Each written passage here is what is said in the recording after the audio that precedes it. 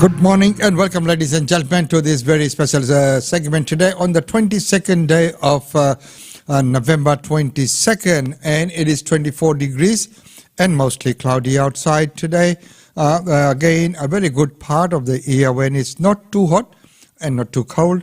This year, summer is late coming, meaning the temperatures and the summer conditions. Summer is here. So, right now, ladies and gentlemen, what do we have for you today on this Tuesday? We will look at some of the breaking news, and then we will go into the Daily India report, followed by the upcoming functions and events. Well, right now, the ILP candidate of Aboriginal Heritage claims disputed. Lauren O'Dwyer is Labor's candidate in the seat of Richmond, which the party has held for more than 100 years, but it's under threat from the Greens. In her campaign materials, Ms O'Dwyer describes herself as a proud Yorta Yorta woman. The ABC understands that she has said her Indigenous heritage comes from her great-grandfather, but his daughter has disputed that, telling the ABC, "My father was not Aboriginal. I was really surprised when I read on Facebook that she was a proud Yorta Yorta woman." Now, the Yorta Yorta Nation Aboriginal Corporation says it can't find anybody of that family group in the Yorta Yorta genealogical line. It also says Ms O'Dwyer hasn't followed cultural protocols and has no right to procure an identity as a Yorta Yorta person without going through the appropriate channels and consulting with elders. Here's what the Premier Daniel Andrews had to say when asked about the issue earlier today. Lauren has made statements and I would direct you to those. I'm not going to speak for her. It's not appropriate. That's a matter of her identity, and she's been very, very clear about who she is and where she comes from. When we asked Lauren O'Dwyer about the claims, she declined to be interviewed or answer any specific questions from the ABC. In a statement, she said, "Like many Aboriginal Australians, my heritage was unknown to me until I was a teenager and unconfirmed until I was in my early 20s. Since then, I have spent many years recapturing what was lost and building connection to community." She also told the ABC that she held a confirmation of Aboriginality signed off by the Nyunda Aboriginal Corporation in Echuca. The ABC requested she provide a copy, but she declined. So interesting development there. They are trying to prove the identity, and of course, if you ever make a claim and if you are a politician going into that, you don't want any controversy. You should have done your homework first, and if that's who you are, and if you got proof to prove that, there should be no problems at all. But you should be on a solid grounds, and then you can make all the claims that you wish. Well, right now, national candidate for the regional seat of Nagarin is found dead. Sean Gilchrist was due to face court 4 days after this Saturday's election, accused of rape and sexual assault. But the Nationals candidate for Narrabeen died by suicide yesterday. I'm not going to get into a commentary about the issues because I have been specifically asked by his widow to respect their privacy, and I will do that.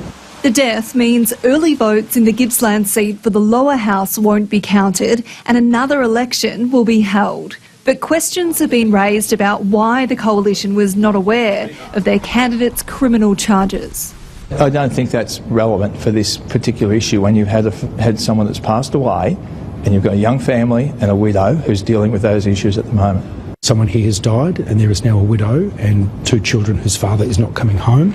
It follows days of distractions for the Liberal Party over controversial candidates and preferences. The summit's now in sight, and I'm confident with just a little more hard work, one final push, we will make it to the top.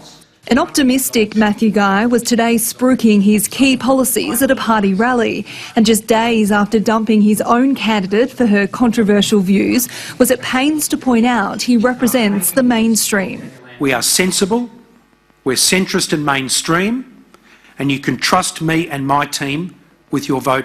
Daniel Andrews is also asking for Victorians to trust his taste. That's beautiful.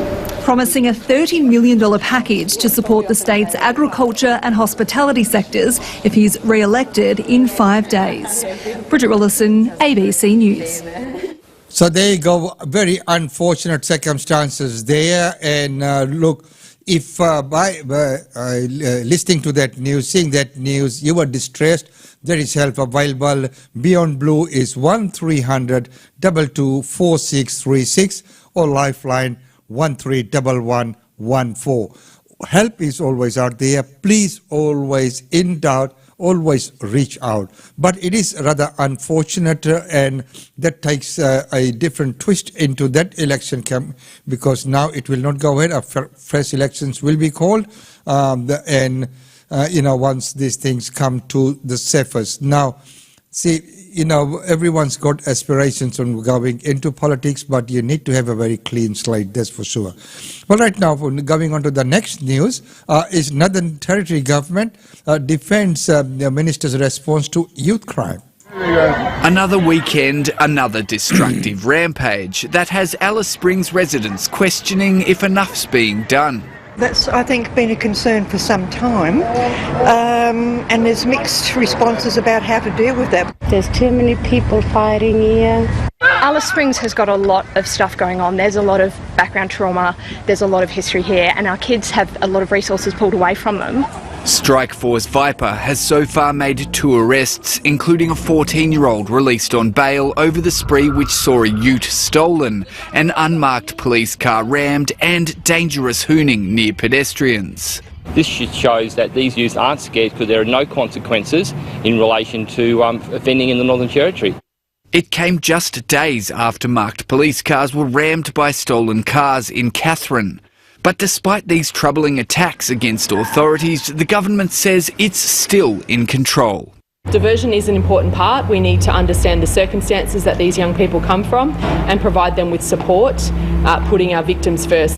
Talking youth justice today, the NT's top ministers didn't announce any new funding for the issue, but say a plan to remove kids from the streets of Alice is still on the cards. We're continuing to work through that process. As you could understand, there are some sensitivities about removing young people for their safety off the streets at night time and not returning them to a family home.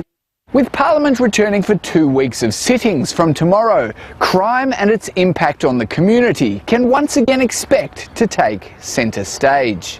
Matt Garrick, ABC. So there you go, centre stage crime and youth crime especially. That is a little bit worrying because, with all the education and all the social security and all the community support that's out there, that these kind of things still happen within our community, is quite disturbing.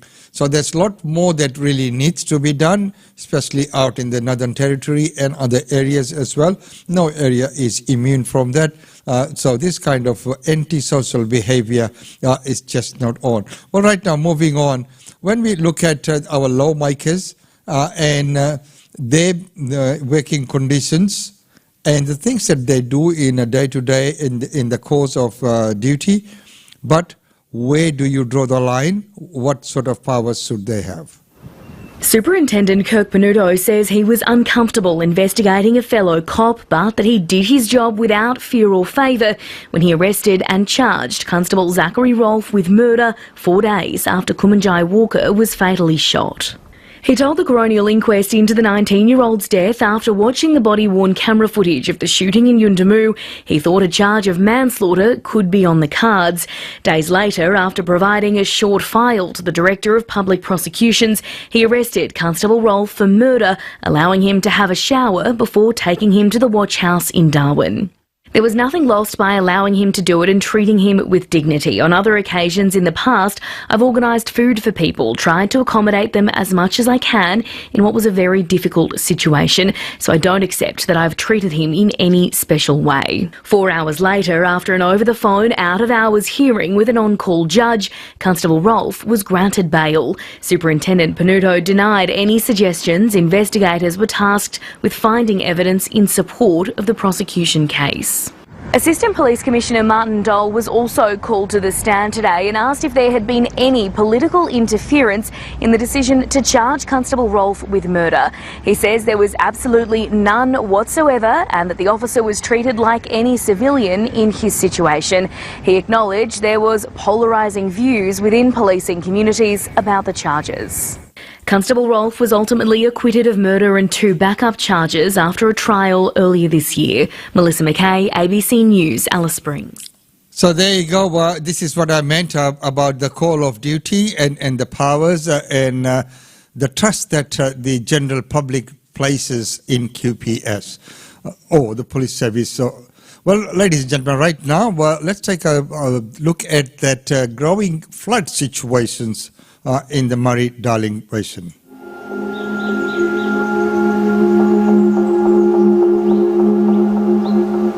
The river, when it's healthy, it's beautiful. It's good to look at. Looking at what we're looking here, it's not nice at all. It's a tea colour, really black, as if you had a really strong tea. It's full of debris, and there's thick black slime on the top. It's an environmental disaster on a monumental scale.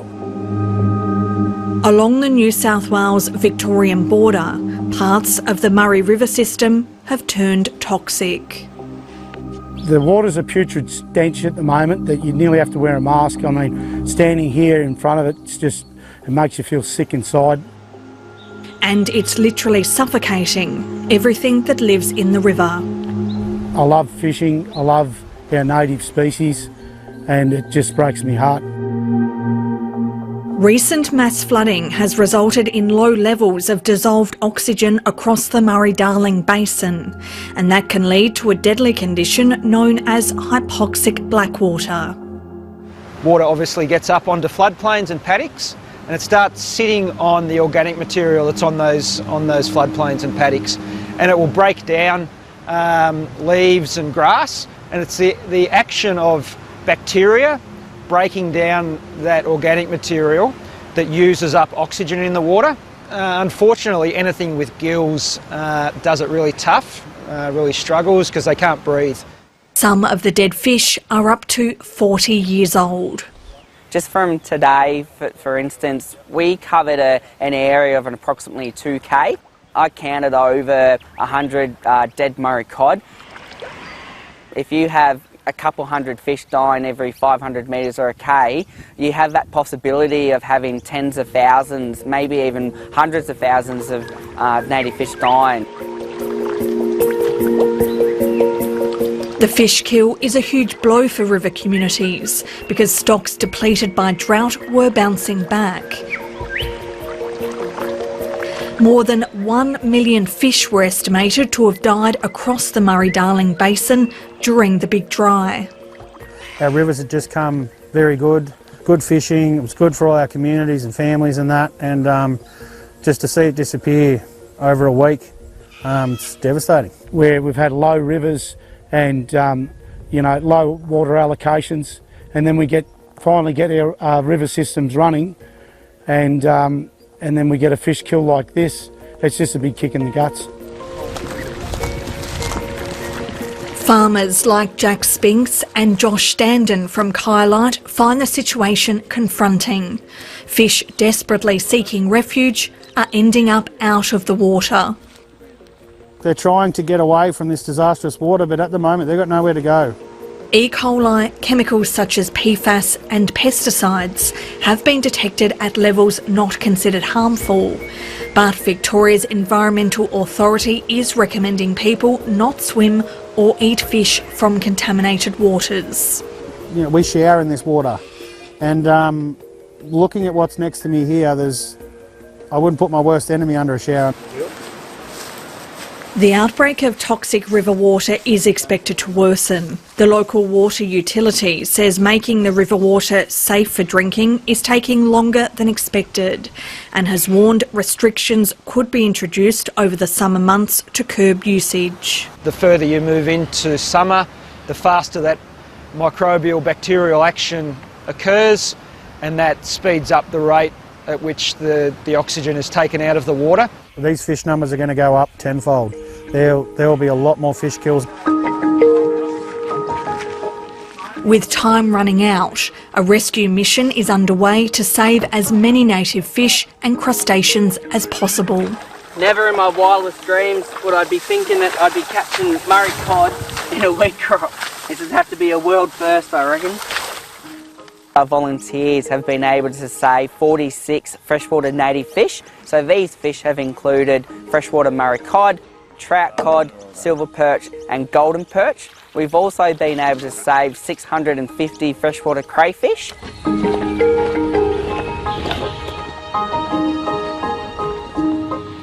The rescued fish are being taken to an aquaculture facility in Mildura and will be returned to the river once it's safe.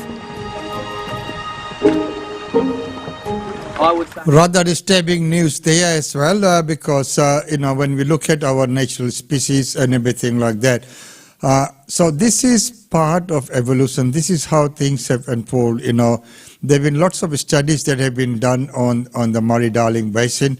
There have been many scientists, many researchers who have had funding for them to carry out the studies. But when nature strikes and there are things like this which happen, which is a natural disaster, that is there's such a shocking news that so what do you do and how do you deal with that? And that of course changes the course of nature, and things will change, and rather unfortunate and very, very disturbing. I really find that really, really disturbing. Well, ladies and gentlemen, right now it's time to go to our daily India report. Welcome to the Daily India Report that brings you reports, interviews, features and more on India and the Indian diaspora. France and the UK have supported India and 3 other countries as permanent members of an expanded United Nations Security Council. India's traditionally close and friendly ally France has reaffirmed its support for India, Germany, Brazil and Japan as permanent members in an expanded UN Security Council, underlining the need to take into account the emergence of new powers, willing and able to assume the responsibility of a permanent presence in the powerful world body. Deputy Permanent Representative of France to the UN, Nathalie Broadhurst, said France's position is constant and well known. We want the Council to be more representative of today's world in a way that further strengthens its authority and effectiveness. She was addressing the UN General Assembly plenary meeting on the question of equitable representation on and increase in the membership of the Security Council and other matters related to the Security Council. We must indeed take into account the emergence of new powers that are willing and able to assume the responsibility of a permanent presence in the Security Council, Broadhurst said. Broadhurst said that to preserve its executive and operational nature, an enlarged council could have up to 25 members. France supports the candidacy of Germany, Brazil, India and Japan as permanent members. We would also like to see a stronger presence of African countries, including among the permanent members. The remaining seats should be allocated in order to achieve equitable geographical representation, she said. The United Kingdom also voiced support for India, Germany, Japan and Brazil to sit as permanent members in an expanded UN Security Council. UK Ambassador Barbara Woodward said our position is well known. The United Kingdom has long called for the expansion of the Security Council in both the permanent and non-permanent categories. Prime Minister Narendra Modi inaugurated India's first Greenfield airport in Itanagar on November 19th. The airport will link the border state with other Indian cities with commercial flights. Indian Prime Minister Narendra Modi inaugurated the Donier Polo Airport in Itanagar on November 19th. He also dedicated 600 megawatt Kameng hydro power station to the nation. The foundation stone for this airport was laid by the Prime Minister himself in February 2019. Work on the airport has been completed within a short span of time despite the challenges due to the pandemic in between. The airport located at Holongi, around 15 km from the state capital Itanagar, will link the border state with other Indian cities with commercial flights as well as other parts of Arunachal Pradesh through helicopter services. The airport, which is the first Greenfield airport in Arunachal, is built across an area of over 690 acres at a cost of over 640 crores. corridors. With a 2,300-meter runway, the airport is suitable for all weather day operations. The airport terminal is a modern building which promotes energy efficiency, renewable energy and the recycling of resources. With the Dornier Polo Airport, the total airport count in the northeast region to 16, the official statement read. Till 2014, only 9 airports were there in the northeast. In a short span of 8 years, the Modi government has built 7 airports in the northeast. The airport would not only increase connectivity in the region but will also serve as a stimulus for the expansion of commerce and tourism, hence boosting the region's economic and social development. Itanagar was the only capital city in India that remained unconnected by airways. Arunachal Pradesh has been undergoing a fast-paced transformation that is dramatically changing the face of the Himalayan state, which shares borders with Tibet to its north and Myanmar to its east. Saudi Arabia has made it easier for Indians to obtain visas as they will no longer require a police clearance certificate to obtain a visa to enter the country. The Kingdom of Saudi Arabia has announced that it will no longer require a police clearance certificate to obtain a visa while traveling to the country. The Saudi Embassy released a statement underlining the strong relations and strategic partnership between the Kingdom of Saudi Arabia and the Republic of India, saying that it has removed the earlier visa requirement. The PCC will no longer be a requirement for Indian citizens to obtain a visa for traveling to Saudi Arabia, said the statement. Indian nationals who wish to travel abroad for employment, permanent residency or a long-term visa may be asked to provide a police clearance certificate if that is what the destination country's visa requirements are. The paperwork aids in providing specifics about the citizen's criminal history. The length of stay in Saudi Arabia must be disclosed by the applicant for PCC. Indian citizens formerly had to provide police clearance in order to get their Saudi visas. However, there is now one less document to process. The new regulation would facilitate and speed up the processing of visa applications. Air India will soon be starting a direct flight service between Mumbai and San Francisco. It will operate 3 weekly non-stop flights between the two cities to meet the growing travel demand. India's budget airline Air India has been aiming at expanding its air routes across borders to increase its global reach. Taking a step ahead, the flag carrier of India will soon commence direct flight services between Mumbai and San Francisco. Air India will start flight services on this new air route on December 15, 2022. The inaugural round-trip airfare for Mumbai-San Francisco will begin at 1,02,837 rupees. Air India will operate 3 weekly non-stop flights between the two cities to meet the growing travel demand. Further, Air India will introduce direct flight services from Bengaluru to San Francisco from December 2nd onwards. Air India took to Twitter to spread the word amongst travelers. #FlyAL, fly direct from Mumbai to San Francisco thrice a week starting 15 December 2022 with round-trip fares from 1,02,837 rupees. First, fastest non-stop. Read the tweet. Air India in September 2022 disclosed the addition of 20 weekly flights to San Francisco in the US and Birmingham and London in the UK. This is a part of the flag carrier's ongoing effort to take back the top spot on the global aviation map. Air India will be able to offer more than 5,000 additional seats per week to customers and ensure plenty of choice in terms of connectivity, convenience and cabin space with the addition of 5 additional flights per week to Birmingham, 9 additional flights to London and 6 additional flights to San Francisco. India has removed export duty on steel and its components after domestic rates stabilized. The move will boost engineering good exports and contain the downward trend seen in steel exports. With the Indian Finance Ministry's decision to increase exports, the government has removed export levies imposed 6 months ago on steel and its components on November 19th after their domestic rate stabilized, allaying previous fears about inflation. The central government has restored the status quo as was prevailing prior to 22nd May 2022 and withdrawn the export duty on iron ore lumps and fines below 58% Fe content, iron 1 pellets and the specified steel products including pig iron. The import duty concessions on anthracite, PCI coal, coking coal, coke and semi-coke and ferronickel have also been withdrawn, the ministry said in a statement. The export curve was one of the main reasons for a decline in exports in October this year. Domestic prices of these product groups are no longer responsible for high inflation because they are sufficiently available at reasonable rates. India's exports of goods fell 16.65% to $29.78 billion in October, primarily due to adverse global economic conditions. Iron ore exports alone experienced a 72% decrease from April to October 2022, falling to $2.4 billion from $666 million. On the other hand, compared to the same period last year, imports of iron and steel increased by over 31% and totaled almost $12 billion from April through October 2022. The removal of the export tax on products made of iron ore and steel would prevent prices from rising. The move will boost engineering goods exports and contain the downward trend seen in steel exports. During October, engineering exports fell 21% primarily due to a decline in shipments of steel and its products, it added.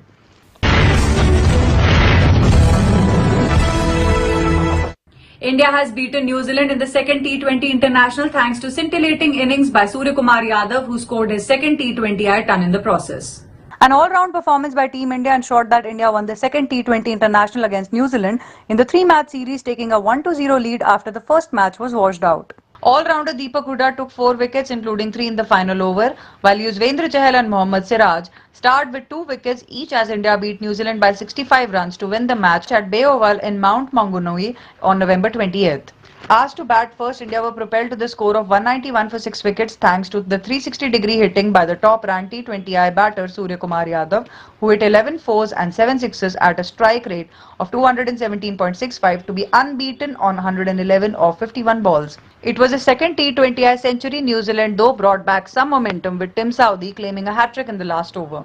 In reply, India struck on just the second ball of defending 191 as Bhuvneshwar Kumar enticed Finn Allen to go for a drive and the edge flew to a third man. Devon Conway and Kane Williamson hit 6 boundaries in their partnership, including taking 17 runs off Washington Sundar's first over of the match. But the Kiwis just never got going with the chase and were bowled out for 126 in 18.5 overs as Deepak Hooda took the last 3 wickets in 4 balls to get a convincing win for India. The much-awaited trailer of the film An Action Hero has been released. The film stars Ayushmann Khurrana in the lead role and will release in theatres on December 2nd. The Andhadhun fame actor Ayushmann Khurrana is one of the most talented actors in Bollywood. He is known to take up challenging roles in every film and portray a different side of his acting in each film. Ever since his film An Action Hero's first look was out, fans have been eagerly waiting for the film to release. Now the producers of the film have released the trailer of the film. The over 2-minute long trailer video gives us a glimpse of Ayushmann Khurrana as the real-life action hero who gets caught in an action scene in his real life and is chased by Jaideep Ahlawat throughout. The trailer starts with Jaideep Ahlawat pointing a gun at Ayushmann Khurrana, a movie star and action hero. He questions Ayushmann about the death of his brother Vicky Solanki, who died while he went to meet Ayushmann, who was also in Mandoti for a film shoot. The trailer also gives a glimpse of a few comic scenes that take place between Ayushmann and Jaideep. Ayushmann in the film cannot recognize people throughout his journey, including Jaideep, and this brings in a few comic scenes to the film. The producers also released a new song titled Jeda Nasha, featuring Ayushmann Khurrana, who transforms into a lover boy. Nora with the usual sensual moves will take your breath away. The song is sung by Amar Jalal, IP Singh, Yohani and Harjot Kaur and penned by Amar Jalal and Balla Jalal. Touted as a slick thriller, the film is directed by Anirudh Iyer and produced by Anand L. Rai and Bhushan Kumar. The movie is slated to hit the theatres on December 2nd.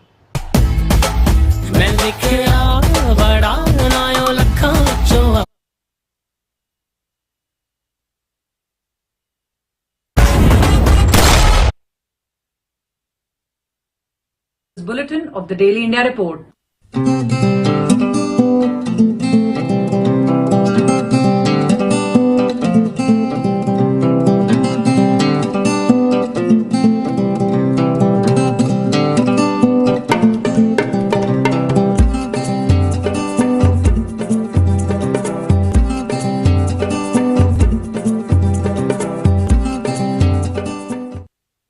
And ladies and gentlemen, that's about all we have for you in today's segment. We will resume with the functions and events with tomorrow. It's been wonderful having your company on this 22nd day of November 2022.